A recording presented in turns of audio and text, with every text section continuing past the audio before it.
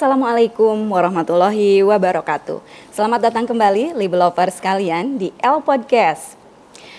Podcastnya UPT Perpustakaan Unisula. Gimana nih kabarnya Libel Lovers semuanya? Semoga selalu sehat ya, dan semoga selalu dalam lindungan Allah Subhanahu wa Ta'ala.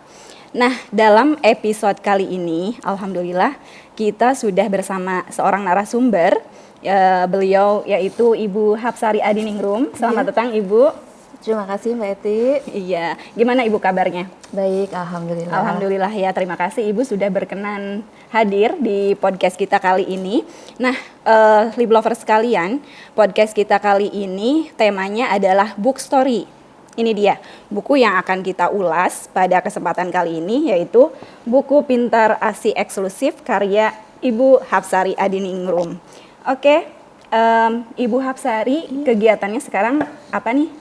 Saya penulis blogger, juga menulis beberapa content writer di beberapa perusahaan. Jadi kegiatannya memang tulis-menulis iya, gitu ya, sehingga menghasilkan salah satu karya beliau ini, buku Pintar ASI Eksklusif. Dan juga spill sedikit nih ya, Libel Lovers sekalian, Bunda Hapsari ini sudah menghasilkan banyak sekali buku antologi ya Bun ya. Iya, betul. Blogger juga aktif ya Bun. Blogger. Masya Allah, luar biasa. Nah, Bunda Hapsari ini merupakan sarjana peternakan dari Universitas Diponegoro Semarang. Nah, tapi yang bikin saya agak-agak ingin bertanya, mengulik lebih jauh, Bunda ini kan lulusan peternakan nih, Libel Lovers. Tapi kok pengen menulis tentang ASI eksklusif gitu ya. Sebenarnya apa sih Bun yang melatar belakangi Bunda menulis buku ini? Jadi buku ini lahir ketika anak saya yang pertama itu udah selesai menyusui 2 tahun gitu ya. Jadi selama menyusui 2 tahun itu saya banyak sekali pengalaman, banyak sekali cerita, banyak sekali yang ingin dibagikan gitu kepada masyarakat luas gitu, untuk ibu-ibu yang ingin juga sukses menyusui ASI eksklusif dan dilanjutkan dengan 2 tahun. Kemudian saya ingat sebuah nasihat, kalau kita ingin menulis buku, sebaiknya kita menulis apa yang sudah menjadi pengalaman kita, apa yang sudah sehari-hari kita rasakan, apa yang sudah kita lalui. Jadi pengalaman kita dituangkan ke dalam buku gitu. Oh gitu, jadi kita memang sudah benar-benar mengalami gitu Libel Lovers. Nah, sebelumnya kenapa sih di L Podcast kali ini kita membahas tentang ASI eksklusif, supaya Libel Lovers sekalian, kita juga sekalian mengkampanyekan ASI eksklusif ya Bun ya. Karena itu kita tahu sendiri bahwa ASI itu merupakan apa istilahnya, liquid gold, cairan emas yang memang Allah ciptakan rezeki untuk anak bayi kita ya Bun ya. Dan banyak sekali kandungan mineral, protein, vitamin yang terkandung di dalamnya gitu. Nah, Libel Lovers sekalian, jadi Bunda Hapsari ini menulis buku ini ketika anak pertama berusia 2 tahun.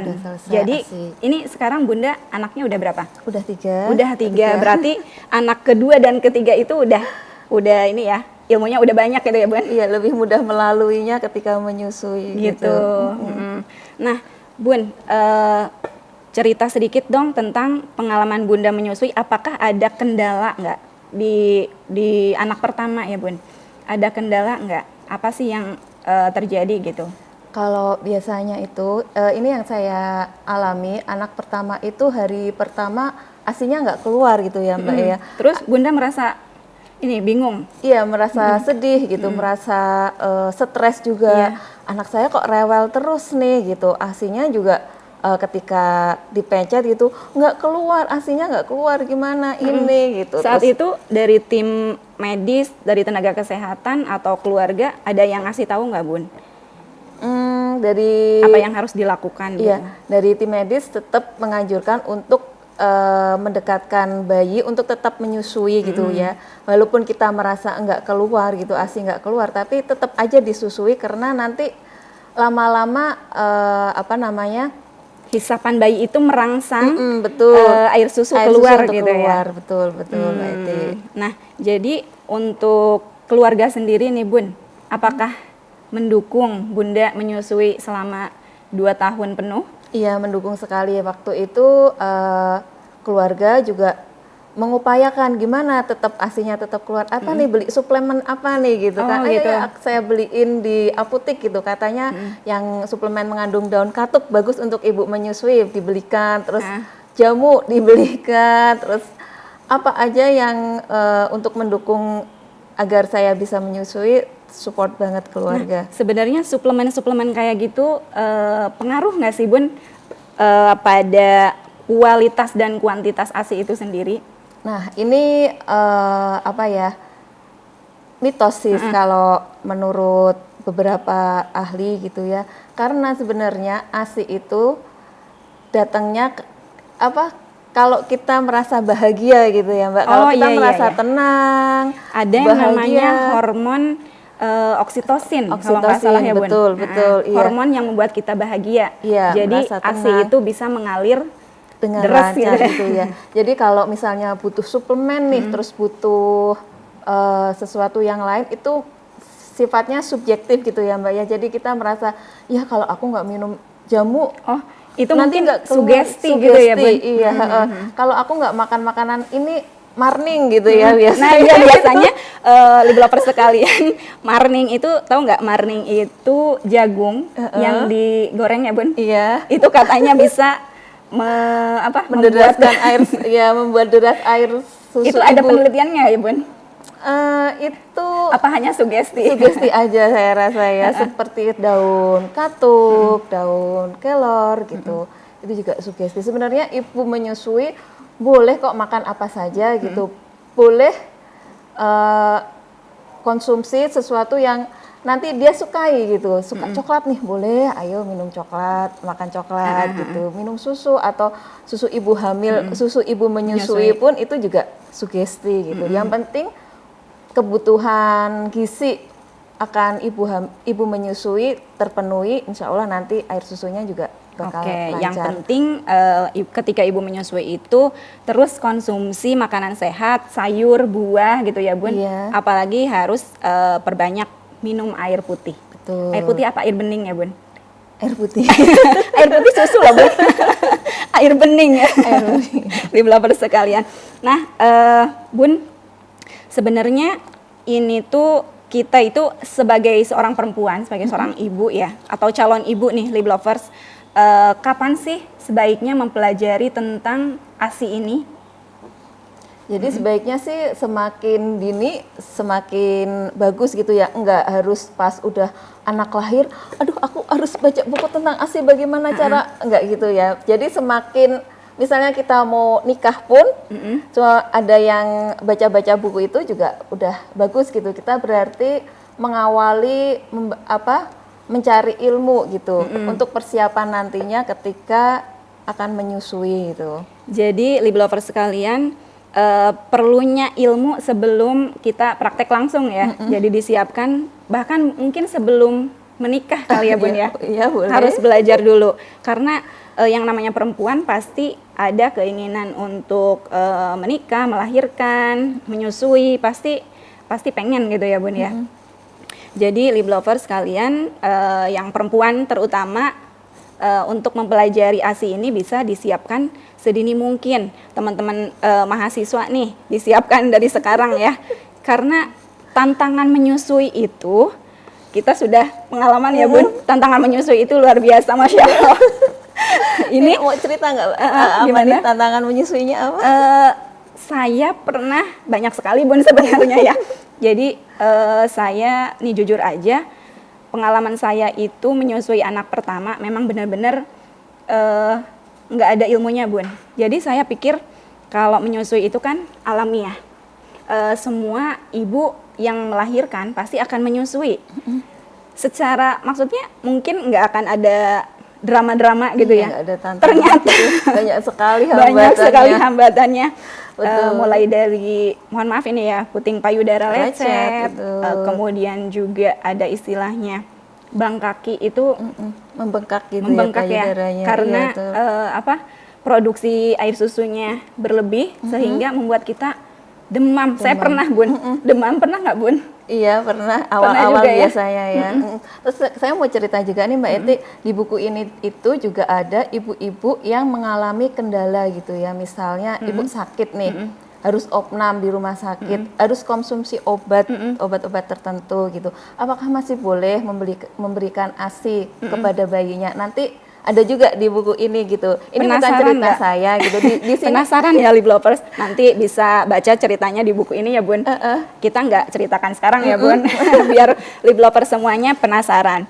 Terus kendala menyusui juga, ini kita bukan nakut-nakutin yang belum pernah menyusui ya Bun, tapi kita cerita bahwa memang tantangan menyusui itu berat ya. Kalau dikatakan berat ya memang berat juga ya Bun. iya, makanya itu harus butuh ilmu Betul. sebelum kita Praktek. menghadapinya gitu, biar nanti nggak kaget gitu ya. Iya. Nah, juga suggestion atau saran menyusui ini juga tertuang dalam Al-Qur'an ya, Bun. Dalam surat Al-Baqarah bahwa setiap ibu itu disarankan untuk menyusui bayinya selama 2 tahun ataupun kurang dari 2 tahun itu juga boleh gitu. Jadi memang menyusui itu ya memang sudah fitrahnya perempuan gitu. Nah, Bun, saya tanya nih, gimana tanggapan Bunda kalau ada perempuan atau seorang ibu yang tidak mau menyusui anaknya? Mungkin mereka takut, mohon maaf ini ya, payudaranya kendur Kendor, atau merubah penampilan mereka. Itu bagaimana Bun, tanggapan Bunda? Kalau referensi kesehatan yang pernah saya baca, sebenarnya saat hamil pun payudara udah mengalami perubahan gitu ya. Jadi masalah payudara kendor itu sebenarnya bukan karena kita menyusui, tapi dari saat melahirkan gitu. Dan misalnya ada yang menolak nih untuk menyusui bayinya gitu dengan alasan-alasan kecantikan gitu. Mungkin bisa dirubah lagi mindsetnya untuk memikirkan bahwa ASI itu benar-benar sangat penting untuk bayi dan juga banyak sekali manfaatnya gitu. Jadi masalah estetik dan kecantikan dan lainnya itu nomor sekian gitu ya. Mohon kesampingkan dulu gitu ya Bun. Karena anak itu kan, kita kalau udah punya anak, nomor satu kan anak ya Bun. Selalu kita dahulukan anak gitu. Demi anak gitu ya, yang utama gitu. Apalagi ini air susu ibu itu udah Allah berikan secara gratis. Kita tinggal menjalankan ya Bun ya, gitu. Nah, Lip Lovers sekalian, gimana Bun? Sekarang pertanyaannya, gimana menurut Bunda pengelolaan ASI ketika ibu bekerja nih Bun? Kan sekarang itu sudah banyak sekali ya Lip Lovers sekalian fenomena ibu bekerja, apalagi di perkotaan, termasuk saya juga nih bekerja pagi harus bekerja, kemudian sore baru pulang. Nah, itu bagaimana manajemen ASI eksklusif, sementara kita kan pengen ASI itu 2 tahun gitu ya. Bagaimana tuh Bun? Jadi ibu yang bekerja gitu ya biasanya mendapatkan cuti 3 bulan. Iya. Terus kemudian setelah 3 bulan dia harus kembali bekerja gitu. Bekerja atau menyusui bayi gitu, itu bukan suatu pilihan gitu ya, karena keduanya tetap bisa dilakukan bersamaan gitu. Ibu tetap bekerja dan ibu tetap bisa menyusui bayinya ASI eksklusif 6 bulan sampai nanti dilanjutkan sampai 2 tahun. Caranya tentu saja dengan mempelajari yang namanya cara memerah ASI, cara menyimpan ASI yang baik dan benar, kemudian menyajikan lagi kepada bayinya itu kalau di buku saya udah saya ulas itu sebaiknya jangan waktu misalnya besok tanggal 9 Juni aku masuk kantor lagi nih, terus sekarang aku harus merah ASI tanggal 8 Juni. Enggak gitu. Ini ada caranya gitu ya. Nah, gimana Bun? Spill nih caranya gimana nih Bun? Jadi caranya ketika udah menyusui di 12 minggu pertama itu kualitasnya itu paling banyak gitu di 12 minggu pertama gitu ya. Paling jadi bagus gitu ya, paling banyak juga gitu. Jadi pada waktu itu, pada waktu minggu-minggu pertama ibu tetap bisa stok ASI gitu ya. Oh, Jadi gitu. jangan langsung aku besok mau ini terus baru merah ASI, baru Nggak nyimpen boleh ASI. dadakan lip lovers sekalian ya. Bukan tahu bulat gitu.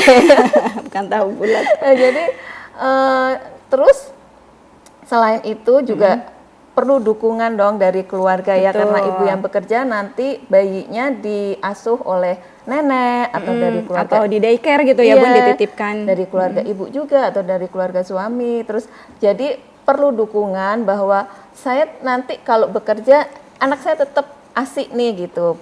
Nanti menyajikannya kan nggak mungkin langsung menyusui ke ibu ya karena ibu Betul. bekerja. Jadi sebaiknya pakai cup feeder atau pakai sendok gitu, dan tidak disarankan memang pakai dot. Gitu ya Bun, kenapa Bun? Nggak boleh pakai dot. Padahal dot itu kan praktis Bun. Iya. Anaknya tinggal nyedot aja. Iya. Dan yang gendong juga nggak Enak repot-repot gitu ya. Oh, ya. Emang sih, tapi dikhawatirkan nanti ada yang namanya bayi bingung puting. Ini. Jadi Apa itu, setelah bayi itu minum pakai dot, itu kan enak gitu ya. Dia nggak perlu usaha untuk Oh iya, karena dot itu kan tetap aja udah ngalir udah gitu ngalir ya. gitu, nggak perlu usaha. Iya, Ininya jadi sedangkan nggak bekerja. jika bayi menyusui langsung pada payudara itu, bayi perlu usaha gitu, perlu apa namanya? Otot-ototnya itu bergerak gitu ya Iya, Bun? itu. Jadi nanti kok aku udah waktu menempel pada payudara ibu, kok aku udah usaha, ini kok nggak keluar begini aja nggak keluar. Dia terus menolak untuk menyusui langsung pada gitu. payudara ibu, menolak gitu, lebih milih dot gitu. Nanti ini ada yang namanya apa, bayi bingung puting gitu. Nanti Oke. usahanya untuk memulihkan kembali itu agak lebih berat gitu. Jadi memang disarankan untuk tidak pakai dot. Oke, jadi opsinya tidak disarankan pakai dot adalah pakai sendok atau Sendok, cup feeder gitu ya. Atau gelas loki gitu ya Bun, yang saya tahu gelas yang kecil itu loh lip lovers, bisa juga. Tapi memang harus sabar ya Bun. Iya.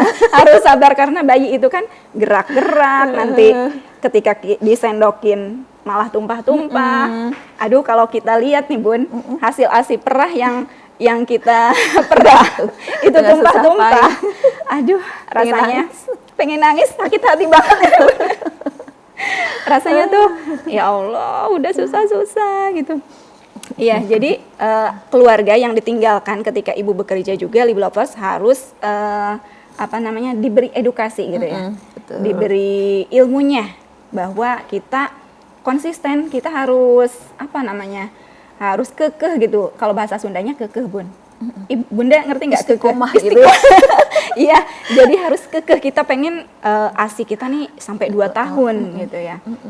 Apalagi di periode 6 bulan pertama itu kan memang bayi hanya memerlukan ASI eksklusif saja ya. ASI saja tanpa ASI saja. tambahan apapun, air bening. Bahkan air bening pun itu tidak boleh. Malah banyak kasus ya Bun, di media sosial itu bahwa ada neneknya lah yang memberikan pisang atau memberikan air bening gitu ya, air mineral.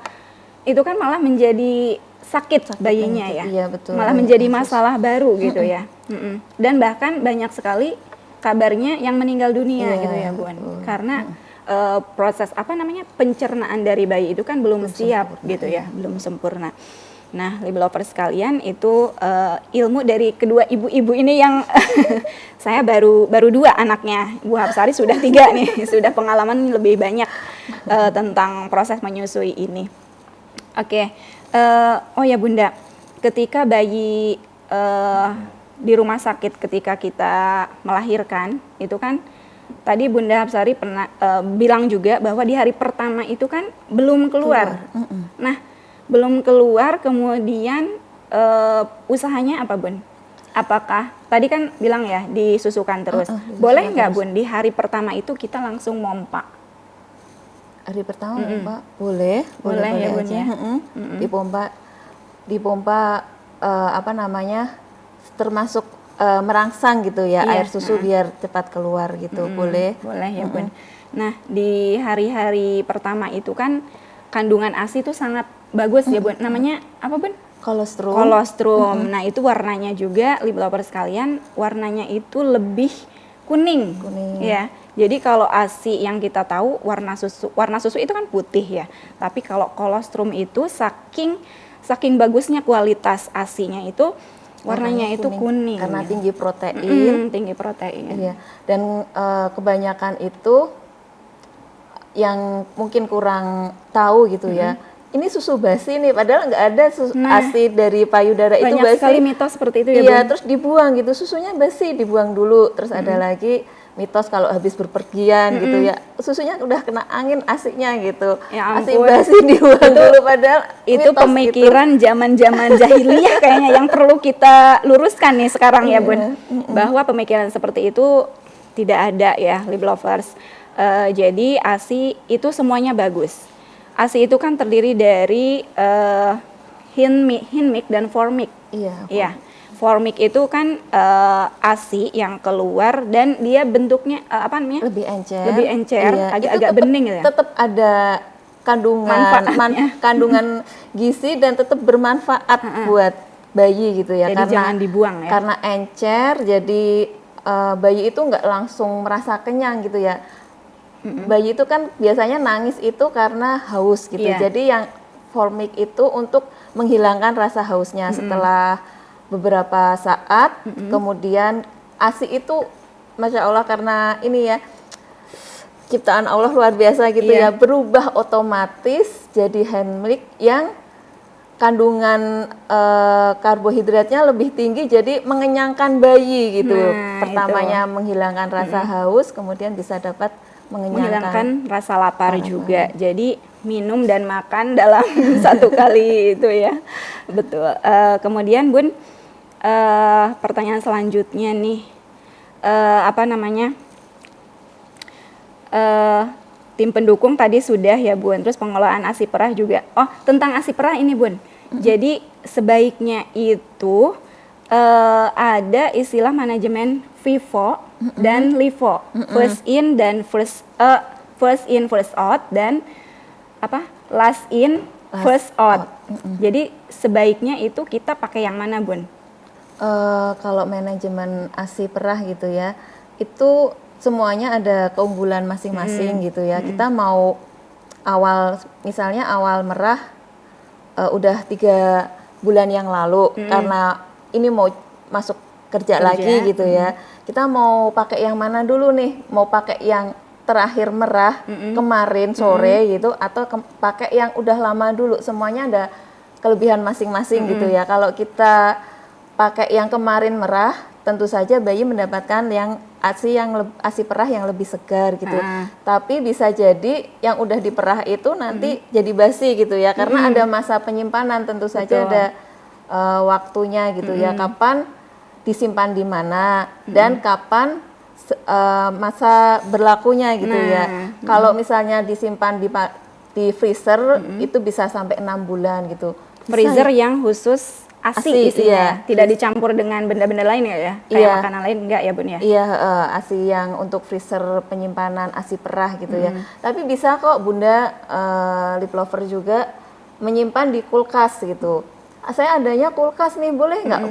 Boleh aja gitu. Tapi masanya tentu saja lebih pendek gitu ya. Itu harus yang cepet-cepet dipakai gitu, iya, karena supaya nggak mubazir ya Bun. Diketahui kalau misalnya ada di kulkas bawah atau di dalam freezer yang lemari pendingin biasa, itu tentu saja beda waktunya. Tapi kita sarankan untuk membeli khusus freezer yang isinya memang ASI saja gitu ya. Apalagi untuk ibu bekerja. Betul gitu. Nah, ketika bekerja tentu dukungan dari teman-teman bekerja, lingkungan tempat kita kerja juga itu harus mendukung ya Bun. Supaya ibu menyusui itu tetap bahagia, tetap merasa didukung gitu. Jadi support system di antara lingkungan kerja, baik di lingkungan kerja ataupun di rumah itu tetap berjalan bagus gitu ya. Iya, beberapa instansi juga public area itu sekarang udah ada yang namanya pojok laktasi gitu ya. Ruang laktasi ya Bun ya. Gitu. Terus ibu bisa memerah ASI di sana gitu, karena kebanyakan kalau merah ASI terus di kamar mandi kok rasanya risih ya Bun ya. Kayaknya gimana ya, kotor gitu kan. Ibu sementara ASI itu kan harus steril alat-alatnya juga kan. Terus ya salah satu dukungan di tempat kerja gitu bisa memberikan pojok latasi untuk ibu. Disediakan ruangan khusus gitu ya, Bun. Misalnya mau izin, ini udah 3 jam nih waktunya memerah Pumping, ASI, waktunya itu bolehlah dikasih izin beberapa menit untuk memerah ASI gitu. Iya, alhamdulillah di lingkungan perpustakaan Unisula juga kita sangat mendukung teman-teman ibu-ibu yang menyusui. Kita sediakan waktu, silahkan nanti ketika sudah bekerja di waktu istirahat, kita kan istirahat ada duhur dan asar gitu ya, lovers sekalian. Jadi di waktu istirahat teman-teman yang memang busui, istilahnya busui ya, ibu menyusui, itu kita persilahkan sediakan waktu untuk memerah gitu. Jadi kita juga dukung karena memang sudah diatur juga dalam undang-undang ya, Bun ya. Tidak boleh menghalangi. Nah, tidak boleh menghalangi. Ada konsekuensinya kalau menghalangi ya, Bun ya. Bahkan yang saya lihat itu selebgram mulai mengkampanyekan ASI eksklusif ini, termasuk ketika mereka sedang rapat, sedang di perjalanan gitu. Mereka tetap ASI-nya itu diperah gitu ya. Karena kalau tidak diperah juga akan menyebabkan ini ya, Bun, bengkak itu malah masalah baru gitu ya. Oke, lip lovers sekalian, ini Bunda di anak kedua juga 2 tahun, Bun. Iya, 2 tahun. Anak ketiga juga 6 bulan, dilanjut 2 tahun, semuanya sama. Alhamdulillah lancar semua ya, Bun. Semua. Ini dulu pengalaman saya, Bun. Jadi ketika saya mau masuk bekerja gitu, saya baru memerah itu di minggu ketiga kelahiran. Itu mungkin sudah agak-agak lambat ya, agak telat ya. Karena saya waktu itu proses melahirkan saya kan operasi. Jadi saya mau memulihkan tubuh saya dulu gitu, Bun. Jadi belum kepikiran untuk memerah gitu ya. Aduh. Tapi alhamdulillah sih bisa kekejar gitu ya, Bun. Bisa kekejar akhirnya sampai lulus ASI eksklusif 6 bulan, kemudian dilanjutkan 1 tahun dan 2 tahun menyusui, alhamdulillah selesai. Dan masalah yang selanjutnya ketika menyusui adalah proses penyapihan ini, lip lovers. Ya kan, Bun? Kita emak-emaknya itu malah yang nggak tega ya. Bukan anaknya tapi emaknya ya, Bun. Jadi kayak proses menyusui itu kan memang hal yang sangat kita rindukan ya, Bun. Ketika sudah selesai itu, ya Allah kangen banget gitu untuk menyusui lagi gitu ya, Bun. Gimana Bunda, masih mau menyusui lagi? Masih mau nambah? Oke. Ini Bunda, sebelum kita akhiri, ada informasi yang harus kita sampaikan dulu nih, Bun, terkait layanan, inovasi layanan yang perpustakaan Unisula punya nih, yaitu layanan Delicious ya, Delivery and Pick Up Book Service for Us, atau layanan antar jemput. Tapi ini khusus untuk karyawan dan dosen, Bun. Jadi kalau mahasiswa datang langsung sendiri ke sini, tapi kalau dosen dan karyawan silahkan bisa menggunakan layanan antar jemput ini untuk meminjam buku. Nah, kalau meminjam buku bisa langsung menghubungi hotline kita di 089828466161. Nah, silahkan bagi para dosen dan karyawan untuk memanfaatkan layanan Delicious ini gitu ya. Oke, nah info selanjutnya nih, Bun. Jadi UPT Perpustakaan Unisula itu kan mulai merintis penerbitan jurnal gitu, Bun. Namanya Indonesian Journal of Sustainability. Itu mencakup semua disiplin ilmu, baik itu hukum, ekonomi, kedokteran, semuanya. Silakan bagi para peneliti atau dosen yang ingin mengirimkan artikelnya. Bunda kan juga suka menulis artikel, kirimin ke sini, nggak apa-apa, Bun. Bisa ya, untuk umum juga. Untuk umum juga boleh. Bisa, silahkan bagi lip lovers yang tertarik bisa mengirimkan naskah artikelnya ke email di ijs@unisula.ac.id. Oke. Nah, jangan lupa juga lip lovers sekalian untuk follow akun medsos UPT Perpustakaan Unisula. Ada IG nih, Bun. Kita aktif juga nih di Instagram, Twitter, TikTok, kemudian Telegram, Facebook, dan YouTube @Unisula Library. Bunda jangan lupa juga follow TikToknya. follow semuanya, Bun. Oh iya. Iya, insya Allah banyak informasi yang kita share tentang layanan, tentang fasilitas, tentang kegiatan UPT Perpustakaan Unisula di medsos kita. Oke, Bun, sebelum kita tutup, kita kasih salam dulu nih, salam literasi ya untuk Liblovers sekalian. 1, 2, 3. Salam literasi. Oke, Liblovers sekalian, mohon maaf apabila ada salah-salah kata dari kita. Sekian, wabillahi taufiq wal hidayah. Wassalamualaikum warahmatullahi wabarakatuh.